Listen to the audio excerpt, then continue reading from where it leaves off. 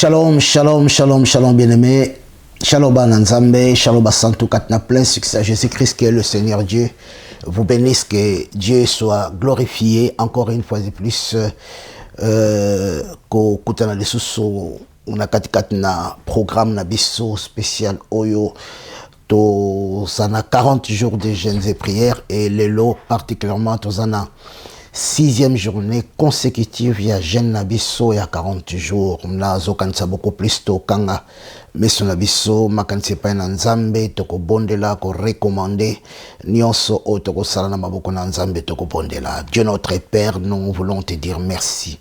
Merci Père Saint parce que au salé biso grâce. Merci Père Saint parce que au réunir biso le sous 4 libota, au réunir biso sous 4 na plein succès à Jésus-Christ, ces 30 communautés de partout dans le monde étaient tous à la enseigner en ce qui concerne ta parole, afin que s'accomplisse ce que Bible Zoroba, quand le Fils de l'homme vous a franchi, vous serez réellement libre. Merci Jésus, parce que en ce moment, il y a une âme qui est disposée à Kolandayo, il y a une âme qui est disposée à recevoir connaissance, afin que ma âme, afin que ma vise à la délivrer, car il y a un message à délivrance, to recommander, tanios to collectionna ma bokonayo, zalanzambe la biso, du début à la fin, pour la gloire de ton Saint et précieux nom, au nom de Jésus-Christ de Nazareth, gloire au Seigneur, gloire au Seigneur, gloire au Seigneur Jésus-Christ de Nazareth. Merci Seigneur Jésus-Christ. Amen. Amen, amen, amen, amen. Que Dieu soit loué, que Dieu soit glorifié, comme je viens de le dire. Aujourd'hui, c'est notre 6e journée consécutive. Il y a Jeûne Nabiso. Il y a 45 jours, là où nous sommes en train de parler sur l'opération Adassa. Opération Adassa, ce n'est rien d'autre comment est-ce que ma plan et à ténèbres ils allaient fomenter comment ma stratégie ça salama na camp ya satana na ignorance na biso et on se retrouve que on est déjà cuit, on est déjà coincé par rapport il y a Bamakambwana. Alors que la volonté de Dieu, et ça qui est tous à la bateau, to kambami na babilo kwana te, tous à la bateau, to bimi na katabakomba wana. Alors que Dieu soit loué. Aujourd'hui, d'abord la fois dernière, on avait parlé sur les gardiens de ta destinée. Les gardiens de ta destinée. Nous avons vu comment est-ce que l'organisation machiavélique qu'ils ont mise en place. Enfin, il y a qu'à porter préjudice, il y a qu'à déranger, il y a qu'à surprendre les bateaux, il y a qu'à surprendre les bateaux. Alors, les lots, tu parler beaucoup plus de l'œuvre, il y a sorcellerie. L'œuvre à sorcellerie, ils ont œuvre moko, ils ont la programmer na quand il y a Satana. Donc, na lingio comme ta Bible na yo, tout temps d'abord l'écriture, tout ça la carte toujours opération Adassa. Ce thème la biso ezali funda bango pana nzambe et thème où tout ça sur la lelo ezali comment barise ya sorcellerie et salamaka. Alors na lingo comme ta Bible na yo, na mkanda na nzambe kat na Ézéchiel. Ézéchiel chapitre 13 verset 19. Ézéchiel chapitre 13 verset 19. C'est une grande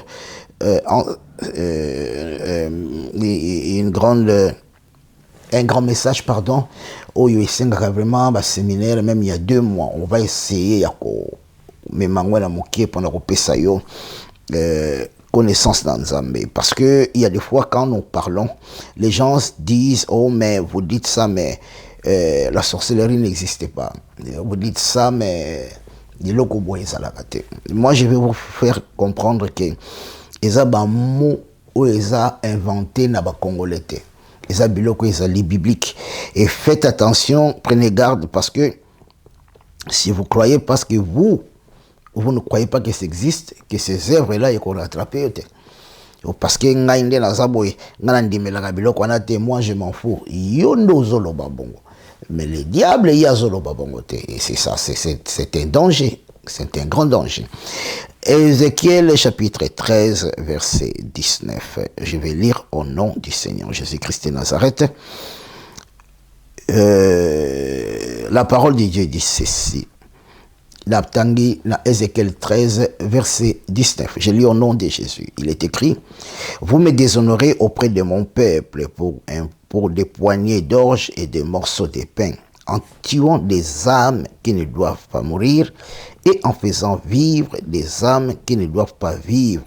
Trompa ainsi mon peuple qui écoute le mensonge. C'est pourquoi, verset 20, ainsi parle l'Éternel. Ainsi parle le Seigneur, l'Éternel. Voici, j'en vais en fait cousiner par lesquels vous surprenez les âmes. Comment noter Moana? Vous surprenez les âmes. Enfin qu'elles s'envolent. Vous surprenez les âmes. Enfin qu'elles s'envolent. Vous surprendre ba âme pour ba âme Moana et Pumbwa et Bandako Pumbwa. Vous voyez un peu, il y a des choses quand nous vous disons des choses. La Bible a été écrite avant Congolais exister. La Bible a été écrite avant Yobotama. Et ça, c'est l'Esprit de Dieu qui parle par le biais du prophète Ézéchiel.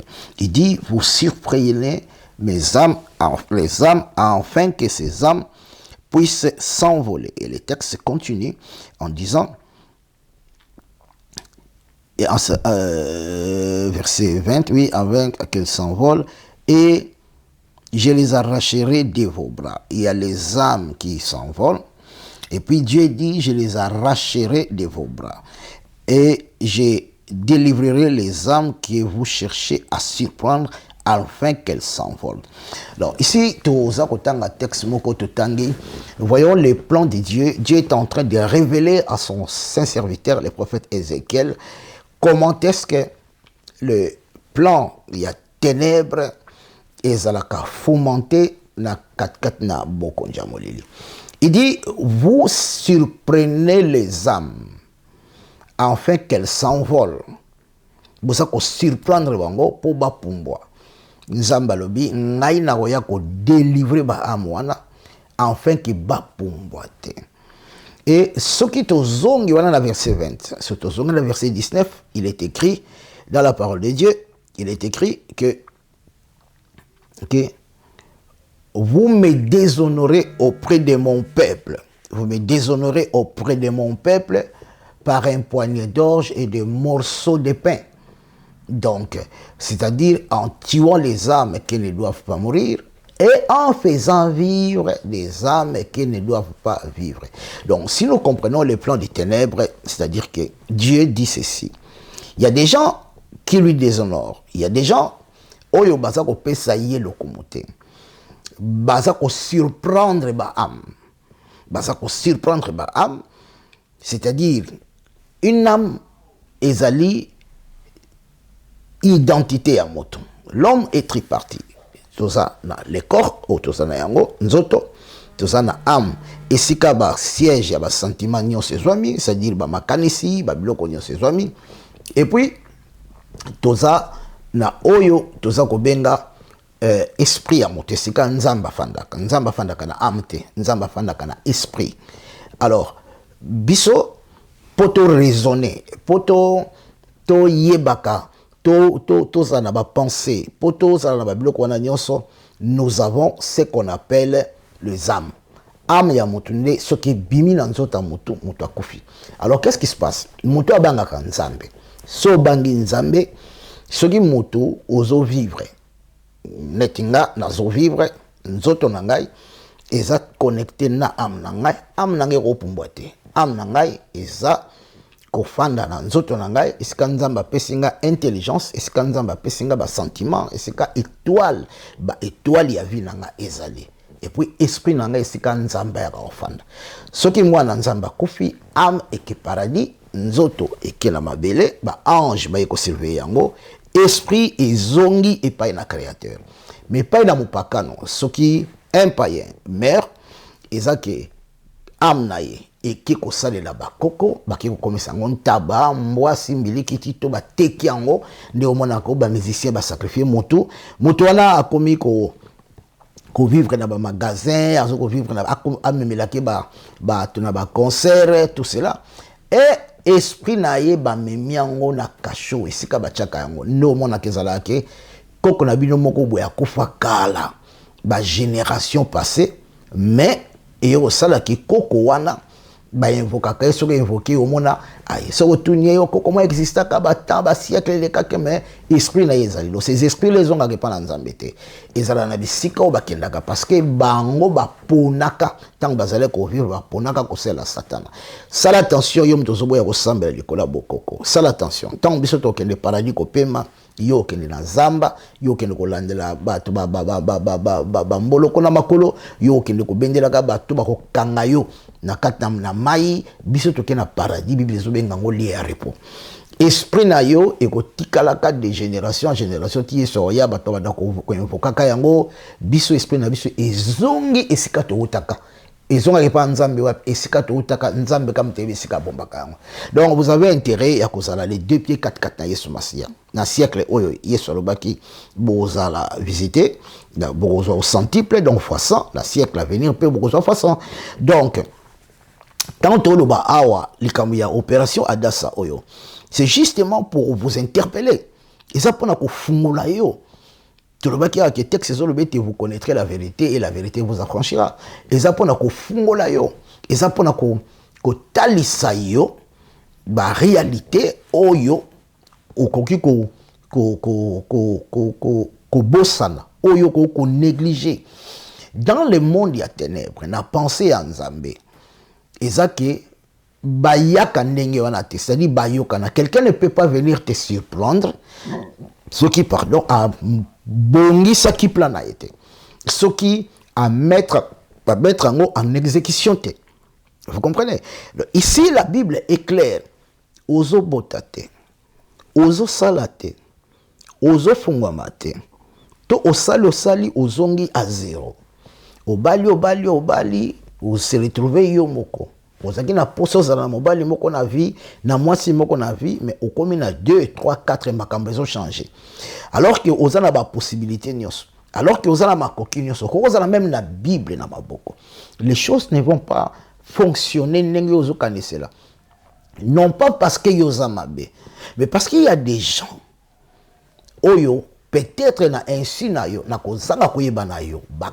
calculer ba biloko na nyonso ba bongisi ba biloko na nyonso c'est-à-dire que ba bongisi yango sikoyo ba ko mettre en application il y a beaucoup de gens ba tebele balobaka ke oh non mais ndenge ni papa na yo ndenge ni mama na yo ndenge ni bande ko na yo oyo bukuli na bango basali yo mabete kaka siko komi mukolo ndi basali yo mabe moninga laisse-moi te dire c'est tout simplement ils en a deux raisons soit aux alaki programmé pour n'attendre moko boye ou soit bayeba kiteke oko briller ndengo za ko briller aux alaki programmé pour n'attendre moko boye c'est-à-dire na molili surtout ba o baza batamolili bayebi ke yo oko briller ba monaka ndenge ba mage ba ndoki wana ba mona ke Yesu abotami donc batamolili nzamba sala ke ba mona pourquoi pour ba souffrir pour ba bongo la mitema et ça fait que dans le mot partager vidéo on a bateau bachaka tembo kindo kezalaka te pesa bango texte oyo et ce moto alingi ache tembenga za biloko ka te ba TikTok na te na biloko si quelqu'un veut aye ba zone di matike ba biloko les tout qu'un débat télévisé ngana ochi équipement tout ça ne débat télévisé ma finga te pour démontrer et puis to ko belela nzambe otalisa ye que réellement que misala molili existe. Alors, pour tout ça, on a autre ça kolobela awa.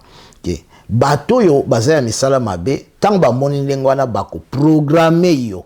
C'est-à-dire ils feront de sorte que ozala surpris. Otanga, otangi, obandi pe musala comme tu as été programmé. Que nengo zawana il faut souffrir ozala yo moko. Tant otana bango ekokoka. Il va surprendre yo. Comment ba opesa partenaire mabe comment ba ke ndoko kotisa yo na compagnie moko na entreprise mozo sala me ba ko rapprocher peme no batu moko boya mabe batwana ba oya ko surprendre yo ba olongolo na nzela ya bien ba memio na via ba kisi ba ko empoisonner yo ba ko kangisa yo ba ko sala ke bénédiction na yo ba promotion na yo ozwa kate ce sont des choses oyo bandas kozala surpris na yango. Tu te diras, mais comment est-ce possible que moi, nazo vivre bien? Mais comment c'est ça possible que bandaka kana kutani na moto, bandaka kana bali mobali, bandaka ka c'est tous les gigolos. Da gigolo baza bateau baza préparé na monde ya ténèbres pour na ko détruire ba vie ya bateau.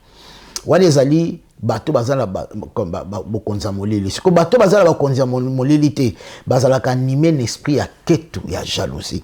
Omoni semblable na yo. Baza moké semblable ezali ndeko na yo zo vivre na ye ezala na église ezala na compagnie dans na société ezala na famille semblable na yo baza moké oyo ba accepta ka yo oblier ko leka bango soki kaka omoni ke mutu obandi ko briller ko leka bango yebaka ke komba na yo ebande tala frère na biso moko azaki na France abanda osala yena mwasi na yeba babiloko moko ya bando osala nini o mibali ya poto mibali ya stress respect mingi na mwasi na bana vraiment nzamba fortifier bango bat ba osala biloko na bango nde banyonso basalaka babezi na bango basalaka biloko wana po basala babezi na bango bazwa mwa mbongo na bango bref ba osala oyo yelaki bango na motema ezalaki nango mabe te balali balamoki compte na bango babloki yango batelemi balekia boksali bozwi nini tout cela bafingela bango motote bazongeli musala na bango le frère akenda musala esika mutako okufela te akoya kufa bakunda eloko yango ekangama donc c'est à dire que il y a des gens qui supportent mal komona mutu ko émerger komona mutu ko fungwama na vie kozala bonne santé kozala kito même kitoko no ya nzoto ekolukelo ba adversaire même santé na yo même bilambo zolata okolata no bilamba ya moins cher mais tellement que nzamba salo grâce bilamba simba kona nzoto ko lukelo ba komba telema azwa avion kende na mboka kende na bisika moko boy to kende fanda na business class na avion ofandi kutana na batumbo bandoki basimba bakisi bazawa na question liboso ba soki baza curieux soki étoile nezo briller question liboso ba tuna yo sala nini apparemment mon ngo ezaka net connexion moko normal or un vrai patron, un vrai moto à poser, à avoir courage d'aller pour ça, à moins que ce cas se sentir yemoko aza na niveau ya C par rapport na niveau na yo. Parce que moto aza na niveau likolo, à s'approche à côté na moto facilement de peur que ami dévoilé, ami lokela ba combat. Maintenant, au kendaki, au monaki ezalaki bien. Mais tu n'as pas été prudent. C'est comme Moutouana Yaki, on a beaucoup de dans la business class. Moutouana beaucoup de dans un restaurant moko 5 étoiles, dans un hôtel moko 5 étoiles. Beaucoup de dans na Gambela, beaucoup de dans Nicolas Camignon bossa la commerce. C'est-à-dire que beaucoup de dans na ba dimension yon so ya vie. Moutouana oyo Yaki wana, et ils a eloko liboso ko yebake ayaki ye mon côté. Il a été programmé. Voilà c'est local bosso. Il a été programmé pour na koya koluka kolongo la yo ko surprendre yo. Quand nous parlons de motoko za la surprise, ils a tege ba la yo facilement. Neni ni basi baza ebele. Basi baza ebele. Ka cousin na yo, cousin oya yo. Ye wana ndi mutazo ya kaka wana kaka cousine na yo. Bino bat boza wana boza na ba intimité na ba membre famille na bino botika ez inceste. Botika. Bokeli bosote. Bokeli bosote. J'ai suivi un témoignage moko et il y a des fois quand les gens parlent et peut se rappeler la matière à réflexion que moto azalaki na Afrika otambola ko banga nzambe aosela nzambe aina poto ayekutana na ndeko na ye cousin na ye a convaincre ye akomi ko bimana cousin na ye ndeko yazwi abali ndenga bali wana cousin azo continuer ko bimana ye libalo ane kofi ayeko bala somo bale musoso cousin azo konyo ko bimana libale kofi misale zo sala souete et lo comment ils fonctionner. Tu vois ces cousins là azali moto e batinda kipenza amani ya vie ya moto na ye wana ayaki ko surprendre c'est autant moto abandi ko luka nzambe parce que azomona que non vie zo bongate abandi ko luka nzambe pour luka découvrir qu'est-ce qui se passe ayeko se retrouver que eza cousin wana tata cousin wana ndenga za wana ayaki ndepo a surprendre vie ya mwasi wana monita mutaye kama ke eza ndeye ye kaka mutaye salanga boye mais na bande ko comprendre te mutaza surprise ozomona C'est-à-dire que le plan a été déjà fomenté. Ba bongi saki yango déjà. Ba via batu belé et baby à cause il y a ba plan wana où il y a ténèbres. Ba bongi ça déjà babiloko. Ba sala déjà babiloko ba makambo. Muto yeko zala surpris vieux baby. Vieux baby. C'est comme nzamba lobi basuki kaka na niveau wana te. Omoni yo muto zo boya ko sambelo kena bokoko. Je vais t'expliquer ce qui se passe. Baoyela yo kindoki na moyi boyete. Bako initio na butu. Parmi biloko bako initio okolala. Okolota okozala na fête. La fête okozala ozolia. Olia biloko mosusu te. Olia misuni. Misuni kolia e ozalaka misuni ya soso, me kozala musuni moko tanto okende somba olali ozolota na ke na zamba na ke na somi misuni ya ngombe ya mafuta ya makila. Baye pesa yo. To ye nango ye olambi olie. Obandi déjà kokota na kati na sorcellerie inconsciente. Bazo surprendre yo. Po olota okende babengi sakona ba fête. Moni bandoto ezala ke oloti babengi sakona ba fête. Yo zala akana ba fête, oliaka misuni, bokenda na zando, bokenda na zamba na chasse bobo makanyama. Tout ça est initiation à la sorcellerie. Hein? Bazoko initiation à la sorcellerie. Yo okozala surpris bakomi kozwa yo après étape wana ke bo yaka tokende. Pour premier zali ke fo lia. Soko olie okolia. Monsieur ezala koti ke tellement kazolia na butu na moya soko soko lia te. Tellement kazolia na butu comme soko afandi kaka salaka tout cela parce que amna yo. Parce que vrai yo eza amna yo. Amna yo ezalaka couvert tango zana mulimo na nzambe oyambi Yesu Masia bibelobi nzambe o chak so na ye ache nanga na ye na kat na so abeti yo caché na ye caché nzambe tango ki ozui baptême osali alliance na Yesu Masia vina yo comme protéger si tu refuses yo mutozo boya na line expliquer yo o banda opombwa aujourd'hui ba obata mali société bat ba komi ko loba penda clair que boza ba sataniste na côté que na débat mo boy pe ponga ka soki na côté na réseau soki oye na oya liboso na bana so muté mona na tiki après na comprendre que te ba mona ngeza faiblesse oye na koya et puis tant na koya o sentir vraiment que na yé penda que na osala jeter. Pourquoi? Parce que Bible dit sauvez-en comme en les arrachant du feu. Sauvez-en comme en les arrachant du feu. C'est-à-dire que les gens la battent sous bazali même par contrainte au memelo sango malam. Pofobika. Eza lokola mutu alali azolota azake sika moko boye bazui bis benga zui bis aki destination inconnue. Eza esprit de mort. Okosutuka un jour babimisio am okufi bakbaole la yo bandi kotuna naza wapi na komi wapi. Bible lobi vous surprenez les âmes. Maintenant pour ba surprendre yo pour comprendre bangote barocha o maladie mo boya tamulai. Ce moment nde basalak maladie mo boya tamulai. Bakocha bino maladie mo boya famille. C'est-à-dire miso na bino e komi focaliser na maladie wana. Miso na bino eza susu te pona koluka koyeba e wuti wapi boza hotel ndenge za beto sambela to so pe traitement ko zo traitement eza lisomote. Oui, ko zo traitement eza lisomote. Mais yebeke ba maladie eza ke satana mutana sima nango.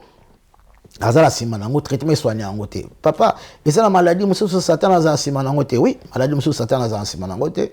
Neti sozo be la maladie à malpropriété. Sozo la maladie à malpropriété satana za sima nango te. Sozo be la maladie ezali ki oyebi ko liate olia kama be tout cela satana za sima nango te yonde amna yo ozo sala intelligence on nzamba pesa ote. Mais ba jara maladie on a lo ba awa. Eza maladie ezala ke non ba osala maladie ezomona na te ba oswanier moto maladie ezomona na te omona bo bondeli pona moto betang moto okende na hôpital be pa omona maladie bondeli monani ba spécifique sur mona motabiki donc moto aso bo bondela te maladie ngo ba donc on ko ronger il y a un esprit diabolique o ya fandi na sima wana ça dit que tant bo bondeli au monde esprit abimi moto akomi surpris ne la banda obela bo nzoke ezala ki boy donc ba stratégie ezali ya ko surprendre eza stratégie et bokondia molili ba ça tellement organisé au monde biso ba nzambe moto sala maseki ngala yoka mawa soki moto wa mwana nzambe ozotonga ndeko na yo ozopanza mabe ya ndeko na yo po mwana ndoki aya a dévoiler secret ya moninga na ndoki ça passe. Je connais un monsieur na Hollande on me benga docteur, un grand sorcier, un très grand sorcier.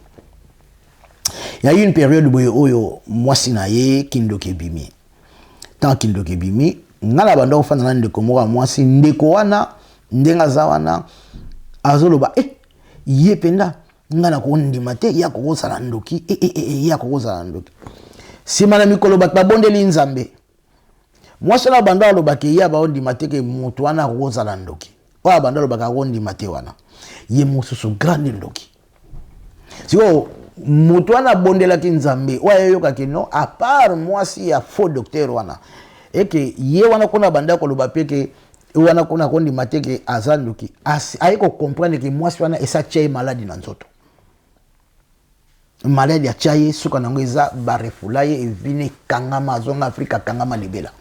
C'est-à-dire que ba stratégie na bango ezalaka bazalaka pressé biso nde tozalaka distrait et puis so ozana komba ya kindoki okepa ya nganga po alongolo komba na kindoki yebaka ke okimi mayo ke na ebale parce que nganga wana ba ndoki wana ba okutana na nganga wana ba olobaki yaza moto na biso a ozolingo sala boto sala ndeni bon sala eloko moko ebare moi moke comme ça après ou bien changer en formule mo amona lokola biki parce que nganga kolongola ka plan wana te que o ezali ke po moto wana akufa po okufa to po nyon comme donc faut tchango na moto. Il n'y a que la délivrance kat na Yesu Masia. Il faut qu'il me le pas na Yesu Masia. Biso to sambela nzambe pour la vie éternelle, mais to sambela penza me pour to kima kat na Yesu Masia. Babiloko na lo banabino yazoko takini mutute. Mais na opesa bino vraie connaissance dans nzambe. Na otal sabino bo comprendre que bokoko za la surprise. Bokoko za la surprise. Il faut bo za la bateau bozali éveillé. Est-ce que zo mona ngopenda normal?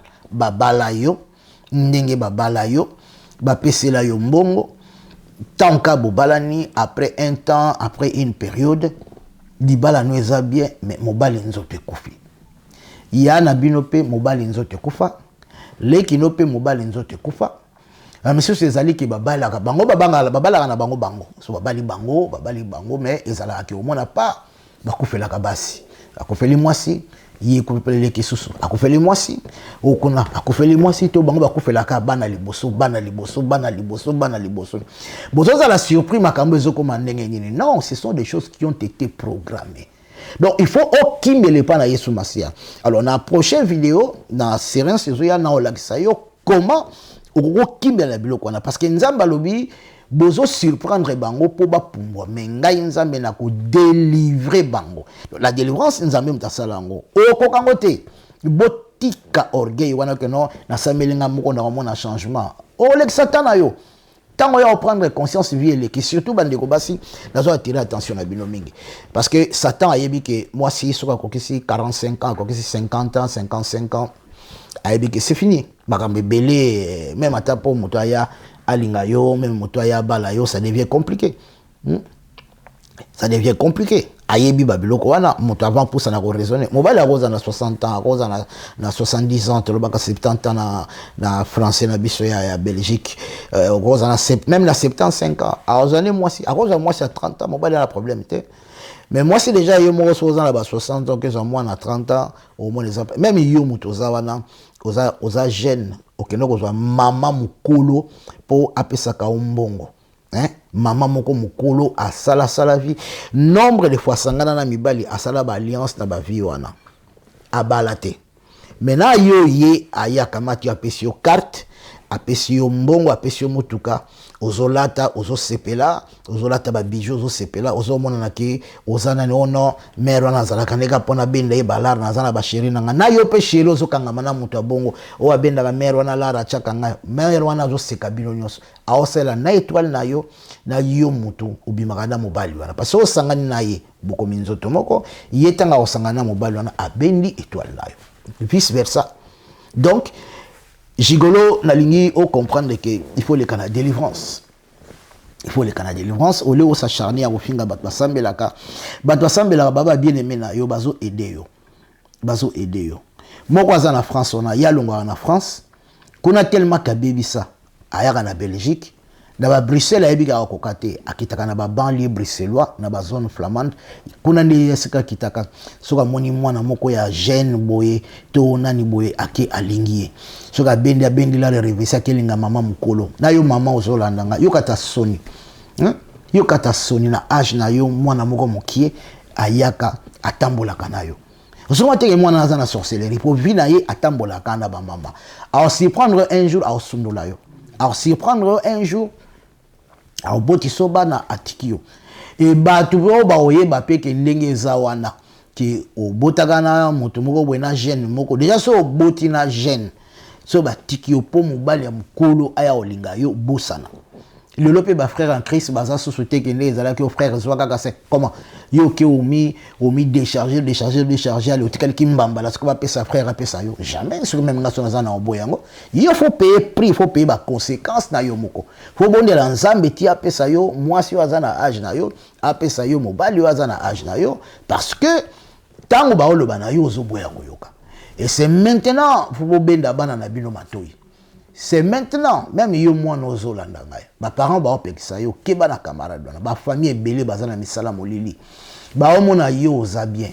Mais bana no baza bien. Bango ba yebi ke bana bango ba obonga te pour parce que misala molili il faut hypothéquer eloko moko na chaque moto aza na surtout na alliance directe na ya makila. Na bandeli misala molili ezali yo faut pesa eloko moko surtout na mutu oyo azali lié na makila na yo.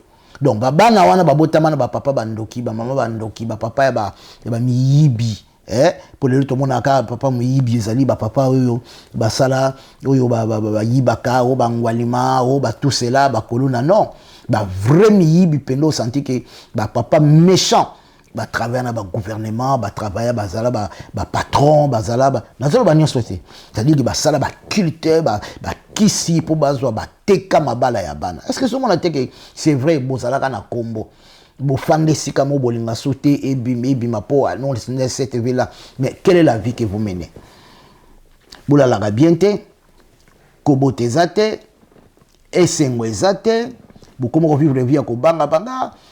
Est-ce que nzambe so apesi yo eloko yo so vivre na comme so surtout na papa na bino tu na papa poni na famille na biso to constate que zabwe so va kofa tu na maman pourquoi te constate que zabwe ba papa ba miyibi ba mama ya bandumba kindumba forme yo zo sala wana mama asalaka yango koko na bino asalaka yango bana pe bazolanda lokolo est-ce que c'est normal? Je connais un frère na bando prier pour nae. Tant on prié pour naïe, singa papa, il s'est pas si pour nabika. Yé mo quoi? Je tenais pour ni. Abi déjà papa na biso abotanga na leki naïe. Abotanga na leki naïe, donc ndi na zabwe makam na ngai liba les a compliqué. So na lingika moi c'est aussi mbate photo boyana, tant on lingana aussi mbate photo boyana, na moko na yeba ke za biloko eza lié na makila na ngai nzoto. Tala ba dégâts ou eza ko sala.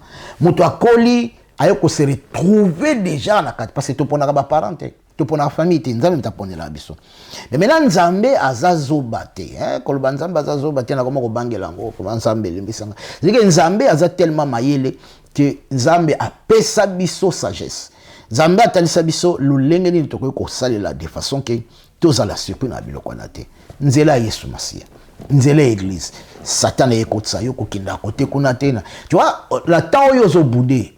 Nous évoluons. Biso to perdre te.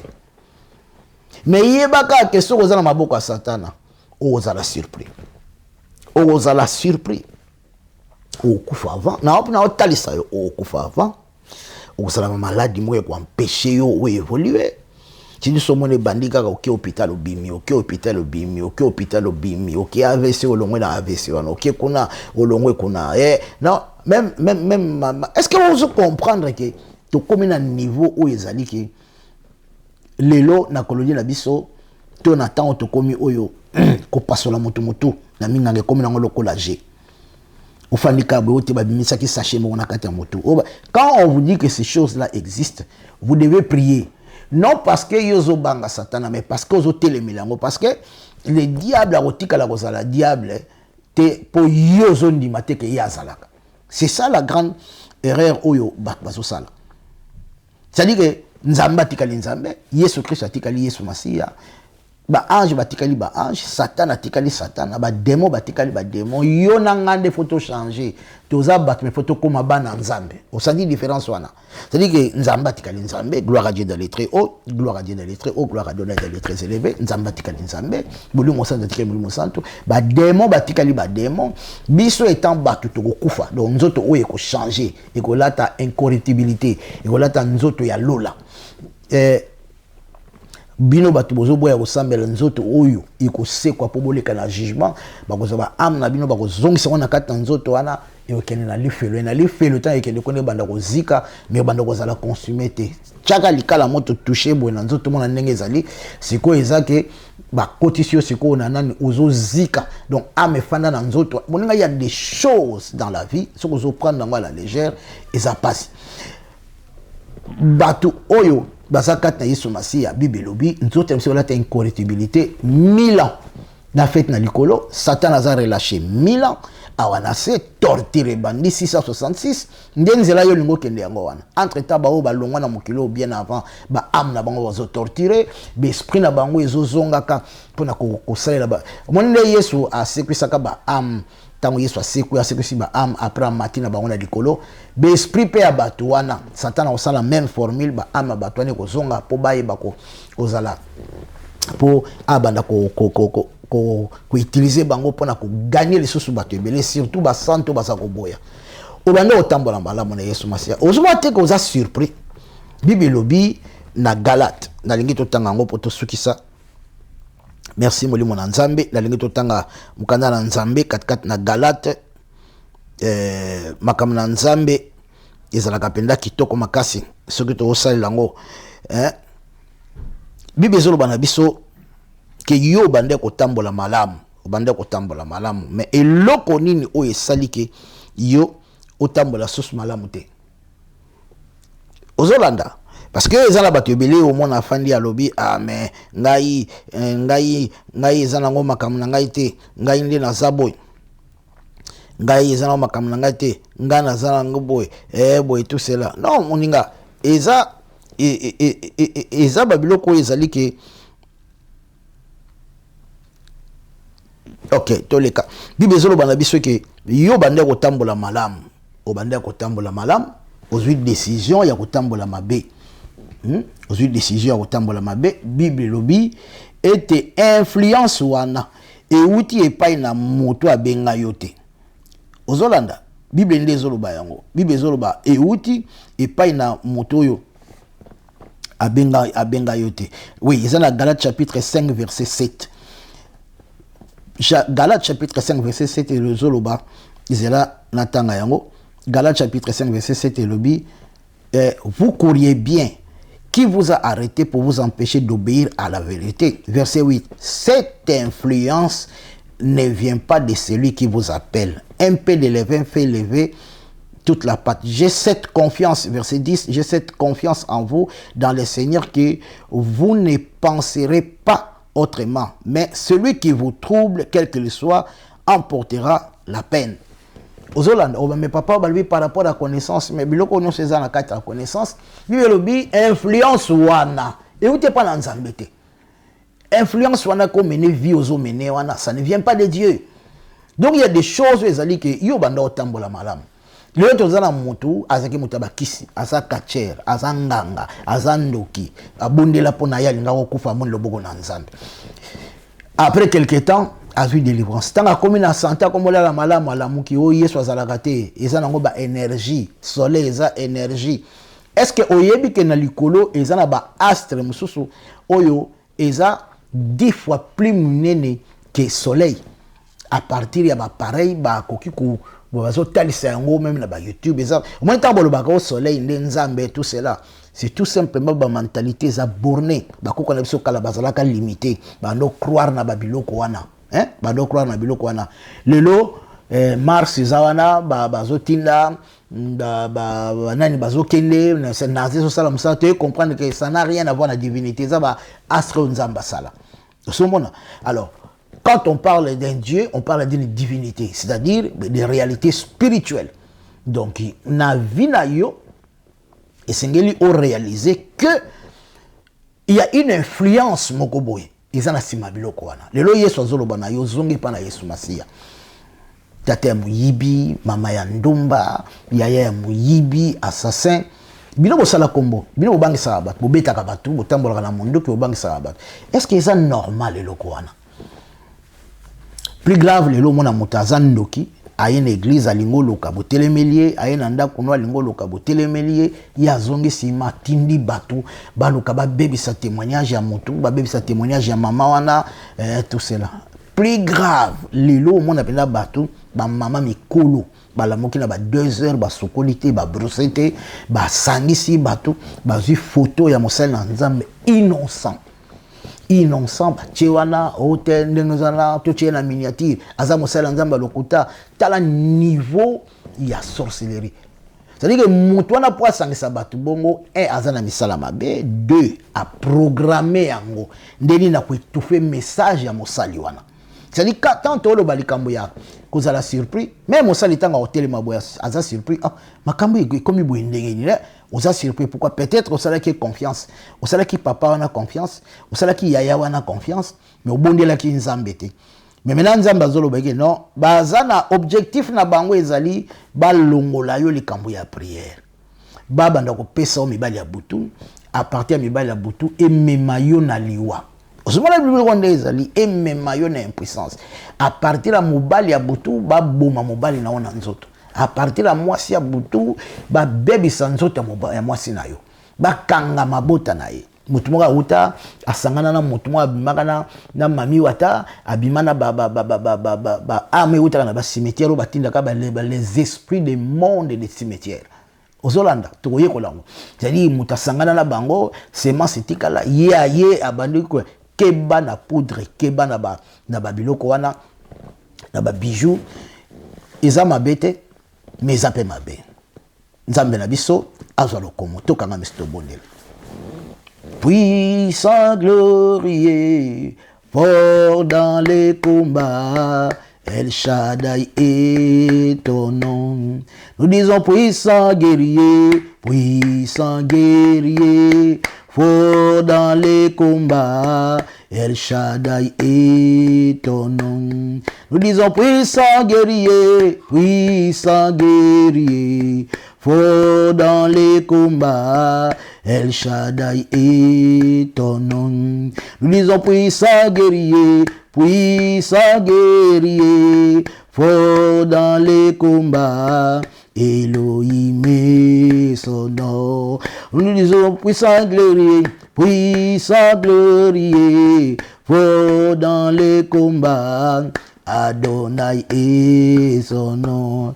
Puissant guerrier, Jésus-Christ, puissant guerrier, fort dans les combats, Jésus-Christ est son nom. Nous disons puissant guerrier, fort dans les combats, Jésus-Christ est ton nom. Bien-aimé, Kolingato za la surpris. Au lieu qu'on a la surpris, allez banda ko sala prière d'autorité. Tu attaquer mbala moko. Nani oyo azoluka surprendre yo. To esi a surprendre. So yebi tanga kombonaye. So ke oyebi te lo banzambe fungulanga misu.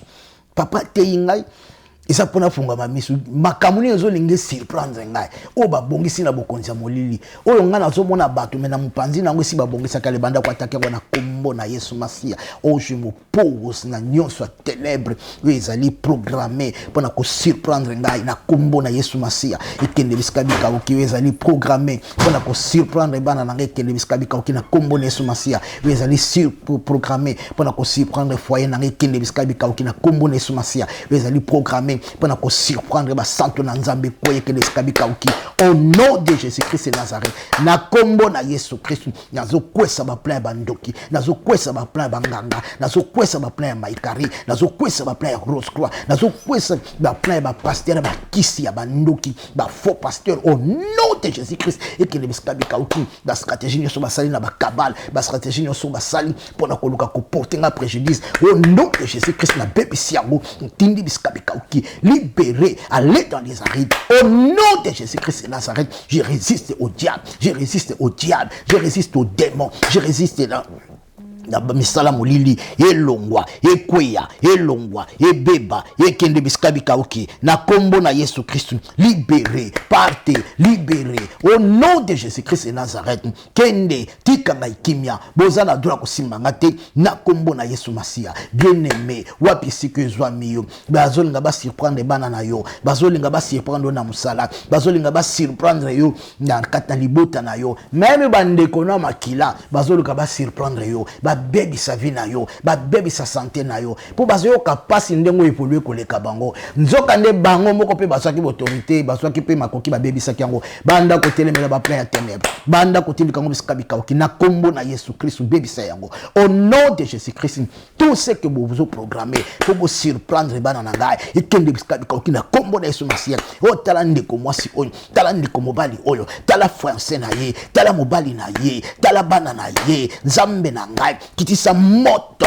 ezikisa misala bandoki oyo au nom de Jésus Christ de Nazareth na kombo na Yesu Christ nyonso bozolinga bo surprendre bobosani ke Bible lobi ete toute arme forgée contre moi sera sans effet ni les sans effet et toute langue qui se lèvera en justice contre moi il le condamnera nazo condamner misala na bino nazo condamner nazo bebisa misala na bino Bible lobi ne prenez pas part aux œuvres infructueuses des ténèbres telemela bango tala mwana no esika bando koma abandi déjà via kindumba abandi via moyibi abandi via kotambo na bambeli abandi via kotelengana ekokota ka baba ya ko changer mibali ko changer ka ba c'est plus grave abandi kokoma na deux fois telemela yango eza programmé na biloko se ténèbres babiloko ba kinchuri babiloko ya bokoko babiloko ba ndoki ba secte babiloko ba loge o eza ko influencer na kata ko batama pour se prendre vie na biso na telemeli yango au nom de Jésus-Christ de Nazareth libéré vinangai akotaka bakisi na yo etali yo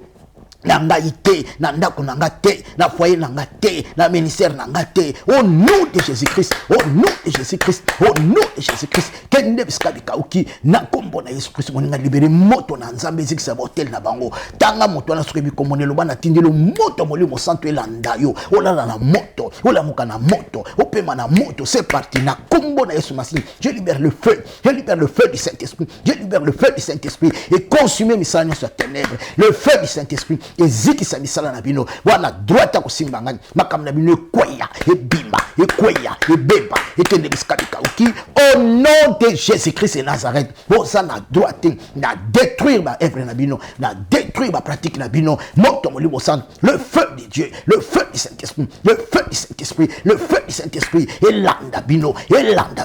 elanda botel na bino au nom de Jésus-Christ iskabo sala ba réunion ko batama kakena nzambe ezikisa ba pratique na bino na kombo na Yesu Christ au nom de Jésus-Christ de Nazareth au nom de Jésus-Christ de Nazareth bon ça la anéanti bon ça la effacer escabo tchaki kufa moto elanda esprit oyo kufa elanda bino moko nom de Jésus-Christ escabo tchaki maladie ça la anéanti elanda bino moko nom de Jésus-Christ escabo tchaki célibat ça la démanteler elanda bino moko nom de Jésus-Christ de Nazareth le feu du Saint-Esprit le feu du Saint-Esprit le feu du Saint-Esprit le roi bima kende biskabika uki na kombo na Yesu Christ na Nazareth gloire au Seigneur gloire au Seigneur gloire au Seigneur bien-aimé tato la victoire na nzambe tato le longa na nzambe lobanga na za kopambola lobanga na za kokangola lobanga na moni loboko na nzambe ndako na ngala moni loboko na nzambe vie na ngefungami na kozala susu surprise bondela au nom de Jésus-Christ oh j'ai béni l'Éternel bible le bete na koyeba solo pe solo kokangola ngai si le fils de l'homme a franchi na réellement libre à cause ya connaissance bible lobi ke na souci na ngai na bela ki nzambe otinda ki liloba pe liloba ye kangoli ngai oh père na zoloba merci matonde nzambe pona lilobo pesi ngai matonde nzambe pona kokambola ngai matonde pona ko visiter ngai na élever grandeur na yo na élever bonté na yo na élever ministère na nzambe na yo kata ministère na ngai na glorifier yo parce que za malamu na kombo na Yesu Masia merci tata pona journal lelo pona réussite na yango au nom de Jésus-Christ de Nazareth gloire et louange à toi Seigneur Jésus-Christ merci Seigneur Jésus-Christ fanda kimia Père, sembola loboko na onzambe. Moto nyonso à côté programme à vivre miracle na yo, à vivre grandeur na yo, à vivre délivrance na yo, pona le kombo na kombo na yo. Au nom de Jésus-Christ de Nazareth, au bon de l'épée, gloire et louange en toi, Seigneur Jésus-Christ. Merci Seigneur Jésus-Christ. Amen, amen, amen, amen, amen, amen, amen. Nzambe la biso azamalamu, que Dieu soit loué. Et n'oubliez pas, chaque 19h, vous allez connecter na YouTube. PSJC Lumière. Au côté, on s'est connecté na YouTube, au Sambeli, et na 22h30, au côté na PSJC.ei, au côté na radio, na 22h, matin ezali, et puis prière. Et tous au Kende Awa, le 24 juillet, tous en retraite de prière, le 24, le 25, le 26 juillet, na Bruxelles, awa, tokokuta na pona retraite ya monene ya délivrance, na veille de prière, le 24, wana, na kilt ya monene ya délivrance, le 25, Yesu Masia komisama, ukomona fiche kalate, partagez vidéo, tindela bande ko ebele balanda yango, ntomo stage na lobby, lola ezala favorable pour na biso to lobby. Merci. Ciao.